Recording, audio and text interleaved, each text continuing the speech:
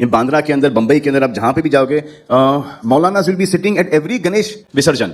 अजान हो या मंदिर की आरती, कुछ भी लाउड स्पीकर नहीं होना चाहिए। मेरा ये कहना, मेरे मानना, ये मेरा मत है, मुझे मेरे मत को रखने दो। क्या आप जानते हैं कि एक दौर में सोनू निगम, जो टी सीरीज के सबसे चहेते सिंगर थे और सलमान खान की फिल्मों की आवाज माने जाते थे, वो अचानक इंडस्ट्री के टारगेट पर कैसे आ गए? क्यों सलमान खान ने उनका गाया गाना हटवा दिया और खुद गा लिया? और ऐसा क्या हुआ कि सोनू निगम को खुलकर नेपोटिज्म और म्यूजिक माफिया के खिलाफ बोलना पड़ा? क्या ये सिर्फ ईगो की लड़ाई थी या फिर इसके पीछे था एक बड़ा गेम? जानिए उस सच्ची कहानी को जिसने सोनू निगम के करियर की दिशा ही बदल दी। आइए शुरू करते हैं आज के सफर को। इसी तरह की और रहस्यमयी जानकारी प्राप्त करने के लिए हमारे चैनल ट्रू हिस्ट्री को आज ही सब्सक्राइब करें और बेल आइकॉन को प्रेस करें। रॉकस्टार गाने हो या रोमांटिक सैड सॉन्ग हो या फिर गजल, सोनू ने हर अंदाज में गाने गाए और सबको अपनी जादुई आवाज से अपना कायल बना लिया। लेकिन ऐसा क्या हुआ कि इतने टैलेंटेड सिंगर होने के बावजूद इन्हें बॉलीवुड से चाय की मक्खी की तरह निकाल दिया गया? आखिर क्यों इतने महान सिंगर का सर मुंडवाकर, जूतों की माला पहनाकर पूरे शहर में घुमाने का फतवा जारी कर दिया गया? क्यों सलमान खान जैसे सुपरस्टार और टी सीरीज जैसी बड़ी म्यूजिक कंपनी से सोनू निगम ने जानबूझकर दुश्मनी ले ली? और क्यों फिल्म इंडस्ट्री और म्यूजिक इंडस्ट्री पर सोनू निगम ने जमकर अपनी भड़ास निकाली? वैसे तो सोनू निगम के टैलेंट की फिल्म इंडस्ट्री में हर कोई इज्जत करता है, मगर कुछ गिने चुने ताकतवर लोगों के डर की वजह से सोनू निगम को काम नहीं दिया जाता। आज हम उन्हीं ताकतवर लोगों के नाम का खुलासा करेंगे जिन्होंने सोनू निगम का कैरियर दफन करने में कोई कसर नहीं छोड़ी। इस वीडियो को आखिर तक जरूर देखना, क्योंकि यह वीडियो जैसे जैसे आगे बढ़ती जाएगी उतनी ही दिलचस्प होती चली जाएगी। आज आप सोनू निगम जैसे महान सिंगर की स्ट्रगल भरी जिंदगी और कंट्रोवर्सी के बारे में जानोगे, और इस वीडियो के लास्ट में मैं आपसे एक सवाल पूछूंगा जिसका जवाब आपको कमेंट करके बताना है। इस कहानी की शुरुआत होती है 30 जुलाई 1973 से, जब एक मिडिल क्लास घर में सोनू निगम का जन्म हुआ। सोनू निगम के पिता अगम कुमार निगम 15 साल की उम्र से ही शादियों और पार्टियों में स्टेज पर गाना गाया करते थे। अगम कुमार ने लव मैरिज की थी और उनके 3 बच्चे हुए, जिनमें सोनू निगम और उनकी 2 बहनें थीं। जब सोनू निगम बहुत छोटे थे तब वो अपने पिता के साथ स्टेज शो के लिए जाया करते थे। सोनू निगम ने पहली बार 4 साल की उम्र में ही स्टेज पर एक गाना गाया था। अगम कुमार निगम ने अपने 4 साल के बेटे सोनू निगम को जब स्टेज पर गाते हुए देखा तो वह भी दंग रह गए और अगम कुमार समझ गए कि सोनू निगम के अंदर एक महान सिंगर बनने की काबिलियत है। सोनू निगम को गायन की कला अपने पिता से विरासत में मिली थी।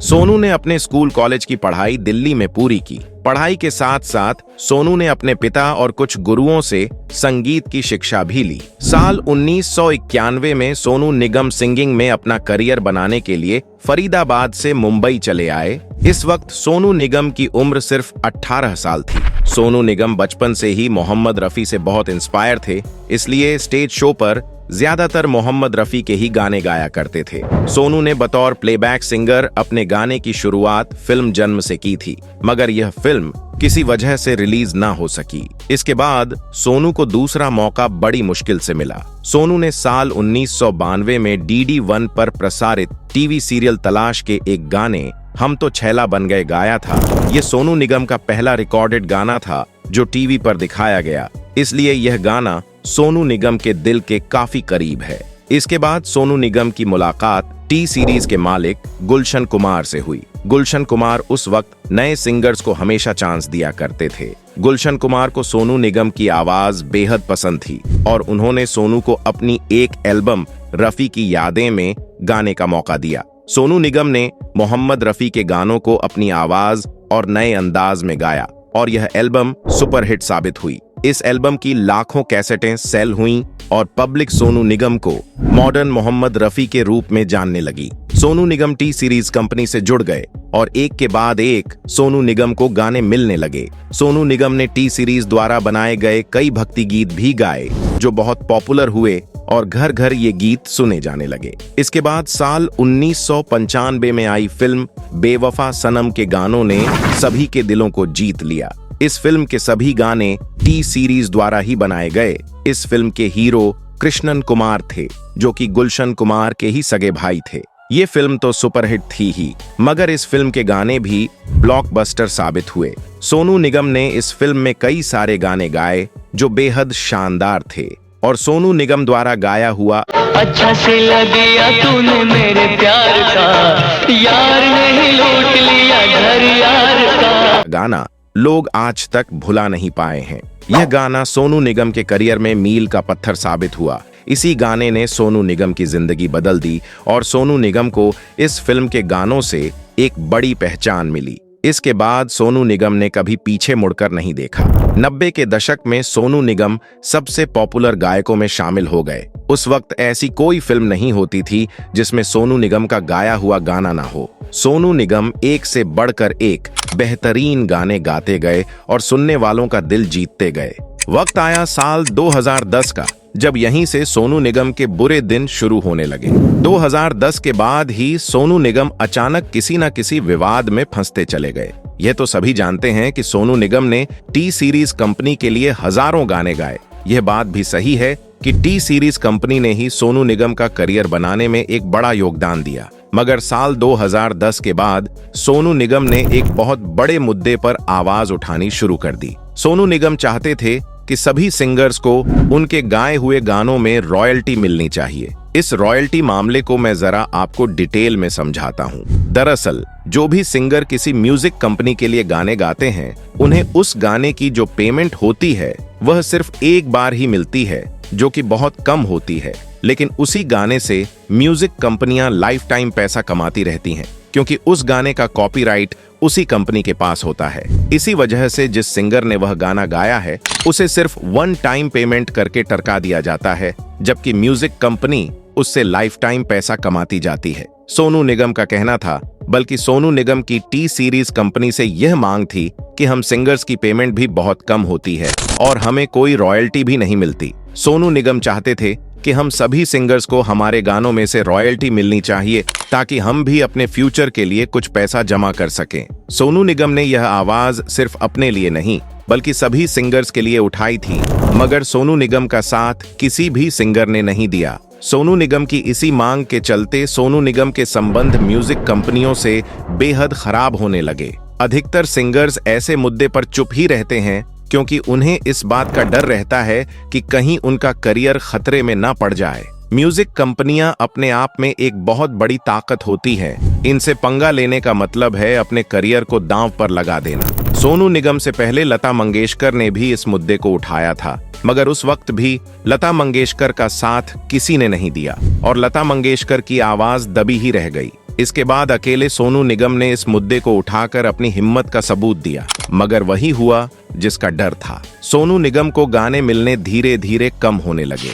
गुलशन कुमार की डेथ तो बहुत पहले ही हो चुकी थी, इसलिए गुलशन कुमार के बाद उनके बेटे भूषण कुमार ही टी सीरीज कंपनी को चला रहे थे। भूषण कुमार का सोनू निगम से इसी रॉयल्टी को लेकर जमकर विवाद हो गया और इनके बीच संबंध बेहद खराब होने लग गए थे। सोनू निगम ने भी सोशल मीडिया के जरिए म्यूजिक कंपनियों की जमकर बैंड बजाई। सोनू निगम ने यह भी कहा कि काश मैं पाकिस्तानी होता। दरअसल सोनू के ऐसा कहने की वजह यह थी कि पाकिस्तानी सिंगर्स को पेमेंट और रिस्पेक्ट दोनों ही ज्यादा दी जाती है। म्यूजिक कंपनियां अपने ही देश के गायकों के साथ भेदभाव करती हैं और अपनी मनमानी चलाती हैं, और अगर कोई आवाज उठाए तो उसकी आवाज दबाने की पूरी कोशिशें करती है। मगर सोनू निगम किसी से दबने वाले नहीं थे। सोनू निगम की फैन फॉलोइंग और पॉपुलैरिटी भी बहुत ज्यादा थी। इस विवाद के बाद सोनू निगम को गाने मिलने कम जरूर हो गए थे, मगर पूरी तरह बंद नहीं हुए थे, क्योंकि इंडस्ट्री में सोनू निगम को चाहने वाले थोड़े बहुत लोग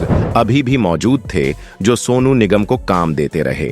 इसके बाद सोनू निगम का अगला विवाद सलमान खान से हो गया। दरअसल साल 2014 में सलमान खान की आई फिल्म किक में एक गाना था हैंगओवर। इस फिल्म के प्रोड्यूसर साजिद नाडियाडवाला थे। सोनू निगम ने पहले भी सलमान खान के लिए कई गाने गाए थे। साजिद ने हैंगओवर गाने के लिए सोनू निगम को अप्रोच किया। सोनू निगम भी इस गाने के लिए फौरन मान गए और यह गाना सोनू निगम की आवाज में रिकॉर्ड होकर रेडी भी हो गया। साजिद और सलमान खान की अच्छी खासी दोस्ती थी। साजिद इस गाने को लेकर काफी खुश थे, और सोनू निगम भी बस इस गाने को फिल्म में फिट करना बाकी था। मगर अचानक सोनू निगम को पता चला कि सलमान खान ने यह गाना रिजेक्ट कर दिया है और सलमान खान ने खुद इस गाने को गाकर इस फिल्म में रखा है। साजिद सलमान खान के दोस्त थे, इसलिए साजिद को सलमान खान की बात माननी पड़ी। मगर जब सोनू निगम को यह बात पता चली तो सोनू निगम को यह बात बिल्कुल नागवार गुजरी। खैर, उस वक्त तो सोनू निगम भी बर्दाश्त करके रह गए, क्योंकि सलमान खान एक सुपरस्टार थे और फिल्म इंडस्ट्री के बहुत ताकतवर लोगों में सलमान की गिनती होती है। सोनू निगम ने इस बात को बढ़ाना ठीक नहीं समझा। मगर इसके कुछ दिनों बाद जब सलमान खान और सोनू निगम का एक स्टेज पर आमना सामना हुआ, तब सलमान खान ने ऐसी बात कह दी कि सोनू निगम का पारा एकदम हाई हो गया और इनके बीच कोल्ड वॉर शुरू हो गई। सलमान ने स्टेज पर सबके सामने कहा कि इन सिंगर्स का काम बेहद आसान होता है। मुझे अपनी फिल्म के किसी भी गाने के लिए किसी भी सिंगर की जरूरत नहीं है। मेरे गाने मैं खुद गा सकता हूँ। दरअसल सलमान खान ने यह बात सोनू निगम को सुनाते हुए कही थी और सलमान का इशारा भी सोनू निगम की तरफ ही था। वह बात अलग है कि सलमान खान ने यह बात अपने स्टारडम के घमंड में ओवर कॉन्फिडेंट होकर कही थी, क्योंकि सिंगरों का काम अगर इतना आसान होता तो फिल्म का हर एक्टर अपने लिए खुद गाने गा लेता और प्लेबैक सिंगरों की कभी जरूरत ही नहीं पड़ती। सलमान के इस बयान के बाद सोनू निगम भी पीछे नहीं रहे और सोनू निगम ने भी फिल्मी दुनिया में चल रही पॉलिटिक्स और नेपोटिज्म को लेकर खुलकर बोलना शुरू कर दिया। सोनू निगम ने घुमा फिराकर सलमान खान पर भी कई बार कंट्रोवर्सी बयान दिए, जिससे सोनू निगम डायरेक्ट सलमान के निशाने पर आ गए। सलमान खान तो पहले से ही कई एक्टर्स और सिंगर्स का कैरियर उजाड़ने के लिए बदनाम थे, मगर सोनू निगम ने इस बात की कभी परवाह नहीं की। वो फिल्मी पॉलिटिक्स और सिंगर्स के साथ हो रहे अन्याय के खिलाफ हमेशा आवाज उठाते रहे। इससे हुआ यह कि सोनू निगम को टी सीरीज और जी म्यूजिक कंपनी ने पूरी तरह बैन कर दिया और दूसरी तरफ सलमान खान से विवाद हो जाने के बाद तो सोनू निगम का कैरियर पूरी तरह खतरे में पड़ गया और सोनी निगम को फिल्मी गाने मिलने पूरी तरह बंद हो गए। मगर सोनू निगम भी किसी के आगे झुकने वालों में से नहीं थे। सोनू निगम ने किसी की गुलामी करने से अच्छा साल 2017 में सिंगिंग से संन्यास लेने का फैसला कर लिया। सोनू निगम ने सोशल मीडिया पर पोस्ट करते हुए लिखा कि फिल्मों और म्यूजिक कंपनी में चल रही पॉलिटिक्स की वजह से परेशान होकर मैं म्यूजिक से संन्यास ले रहा हूं। अब मैं कभी कोई गाना नहीं गाऊंगा। सोनू निगम के इस पोस्ट के बाद तमाम सोनू निगम को चाहने वाले फैंस परेशान हो गए और सोशल मीडिया पर ही सोनू निगम से सिंगिंग ना छोड़ने की गुजारिश करने लगे। लाखों करोड़ों फैंस सोनू निगम के सपोर्ट में आ गए। इससे सोनू निगम को बड़ा हौसला मिला और सोनू निगम ने वापस अपना मन बदल लिया। साल 2017 में ही सोनू निगम ने अजान को लेकर एक बड़ा विवादित बयान दिया और खुद के लिए एक बड़ी मुसीबत खड़ी कर ली। दरअसल हुआ यह था कि सोनू निगम के घर के नजदीक ही एक मस्जिद है, जहां से रोज सुबह अजान की तेज आवाज आती थी।